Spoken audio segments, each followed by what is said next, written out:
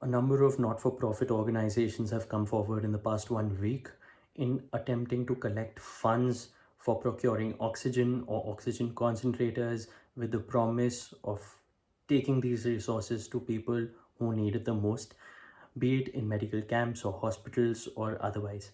Now, a lot of people are, of course, donating money from the goodness of their heart.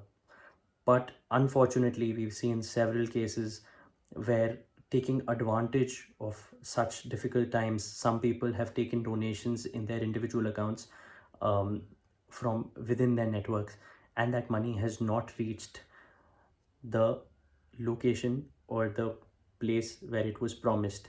So there are scams where people are being skimmed off of their money and it is not being put to the use as promised. What can you do as a donor to ensure that you're donating and giving funds to a credible organization? One, it's important to understand that these not for profits are registered either as trusts under the Indian Trust Act, or a society under the Societies Act, or a Section 8 company under the Companies Act. So you could ask them for their incorporation certificate as well as incorporation documents, which would be either the trust deed or the society registration certificate. It would be the incorporation certificate under the Companies Act. Along with that, you could also ask them for their memorandum as well as articles of association or bylaws. For a trust, though, there would only be the trust deed and the registration certificate. That's the first thing that you should ask for, even if it's a soft copy of it, to establish credibility.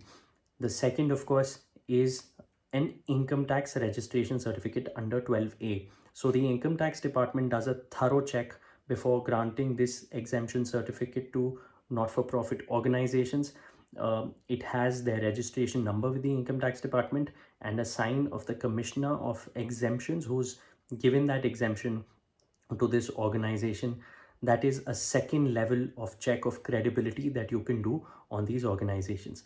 Third, of course, is to seek their audited financial statements for the previous financial year.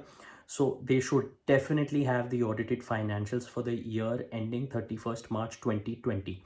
Financials for the year after that, it would be unreasonable to ask for at this point because the audit is still due. But the financials for financial year 2019-20 should be available and can be asked by you to see what is the scale of work this organization does, what is the annual scale of donations they receive, and the areas where they spend that kind of money. Another thing that you can do is these not-for-profit organizations, especially if they take funds from corporates, companies in the guise of corporate social responsibility by these companies, if they take money from them, they're also required to file a form CSR1 with the Ministry of Corporate Affairs. This is started only from the 1st of April, so there is a possibility that a lot of these not-profits have so far not found the time to do that filing. It's a very easy filing. However, if they have all other previous documents that I've spoken about and they cannot provide you with the CSR1, that's absolutely all right. However, if they have also filed a form CSR1 and can provide you the acknowledgement as well as the form for it, that is assuring yourself that you're giving money to a credible source and organization.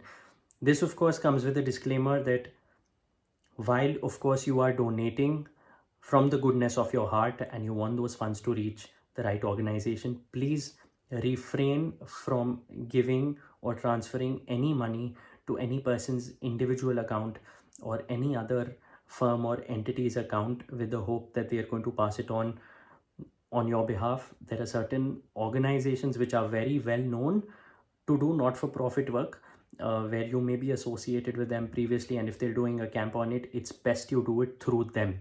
However, stay alert. Most importantly, stay in, stay safe.